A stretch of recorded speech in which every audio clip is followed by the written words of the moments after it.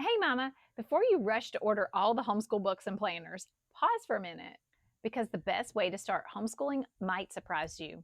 It's not the curriculum, it's not the schedules. It's something called deschooling, and it's the secret first step that helps your homeschool thrive. I'm Erin. I'm a former public school teacher turned homeschool mama, and I help homeschool parents feel confident and equipped in teaching their kids at home. Today, I want to share with you what deschooling really is, why it matters, and a few simple ways to start. After leaving the school system, so many new homeschool families feel the pressure to jump right in to structure and lesson plans and curriculum and schedules. But here's the thing, both you and your kids need time to decompress from the system. If you skip this step, you might end up frustrated when things don't feel right. That's because you're still carrying the old mindset of school equals desk plus test and timelines. So, what is deschooling? It's simply taking time to recover emotionally and reset your expectations and rediscover the joy of learning together. I didn't know about deschooling when our family first started homeschooling 12 years ago, but I wish we had. My older girls had issues with school, bullying, not being allowed to go to the bathroom when needed. One was not being challenged and being forced to tutor other students instead. The other had learning challenges due to stress. One had issues with not being able to access her inhaler when needed. It was a mess. And we all needed to learn how to think about education differently. Deschooling is like taking some deep cleansing breaths. It's also like letting the soil rest before planting again. This rest makes everything that comes after it healthier. The curriculum, the routines, all of it. It makes it more fruitful as well. This time is about releasing old ideas about what learning has to look like and finding a new rhythm that fits your unique family.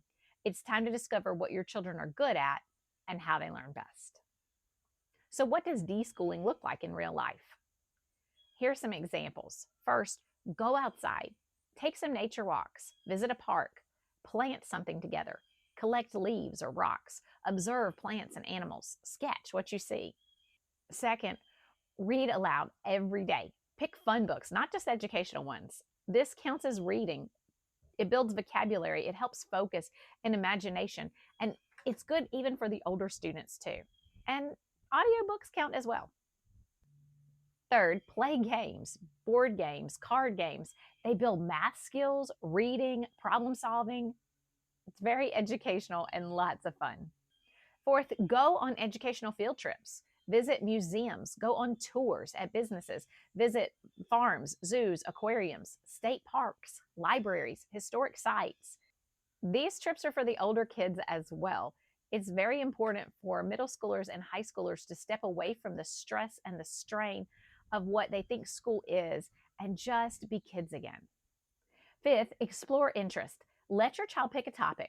It could be anything: baking, Legos, coding, drawing, creative writing, volunteer work, and do a deep dive into that without pressure. This is going to help you find out who your child is and how they learn best. And this will also rebuild an intrinsic motivation for learning. Deschooling is also a great time to teach life skills, things like cooking, cleaning, laundry, gardening, budgeting, building something. These are skills that boost confidence, independence, and teamwork. This is a great time to reconnect as a family. Spend time together.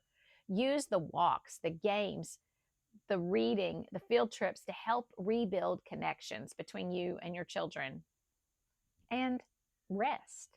Enjoy slower mornings, family time, and a break from the constant structure and pressure. Read the Bible together. Pray. Memorize scripture together as a family. This is also a great time for kids to reflect on their school experiences. They can talk about what they liked and what they disliked at school. They can talk about what stressed them out, what helped them learn best. These conversations will guide your future homeschool approach. You will be amazed at how much learning still takes place even when you're not doing school. This slower season helps your child rebuild curiosity and confidence, and it helps you rebuild peace and joy in the process. It's a time of healing from pressure and comparison that traditional school often leaves behind. I want to share a story with you of what deschooling really looks like. So a mom reached out to me one time and shared that her first grade son was really struggling with homeschool. He had already given up and nothing that she was doing was working. This little boy had come out of a traditional school kindergarten experience and he had received the message loud and clear that he just wasn't smart enough. And he had literally stopped trying as a first grader. This story broke my heart.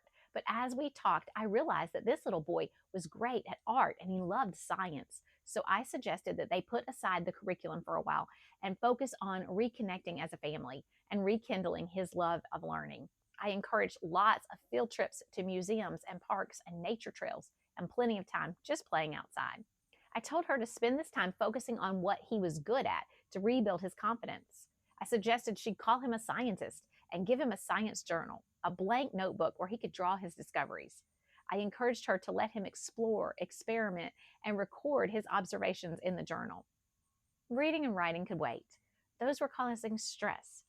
Instead, I suggest that she read books to him, all kinds of science topics, books about experiments, nature, the scientific method, famous scientists, anything that sparked his curiosity. The goal was simple: reignite his love of learning and show him that he is capable. I spoke with that mother recently, and that little boy is thriving. That reset was exactly what he needed. And just so you know, you're not wasting time. This time counts as school, and you can count these days towards your homeschool year. You might not have a lesson plan or a workbook yet, but you can jot down what you did afterwards as part of your documentation. Things like nature walks, gardening, aquarium visits count as science.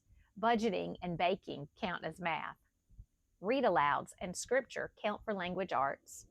Museum visits, Bible, and community service count as social studies.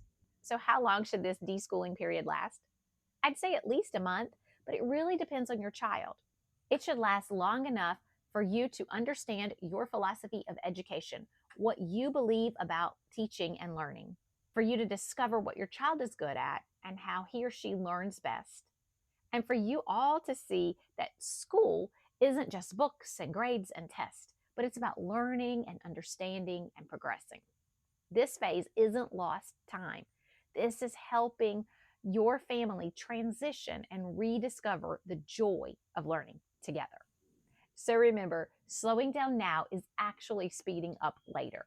This time is laying the foundation that helps everything else in your homeschool fall into place. If this encouraged you, hit like and subscribe for more tips on building a Christ-centered homeschool that fits your family. If you're inspired but a little unsure about how to move forward with homeschooling, I want to help you take the next step. You can start by checking out my Kickstart Your Homeschool video course designed to help new homeschool families find confidence and clarity in the early days. And for parents who are just stepping out of public school and want ongoing encouragement, guidance, and practical tips, just like I shared in this video, I've created a special email series to walk alongside you.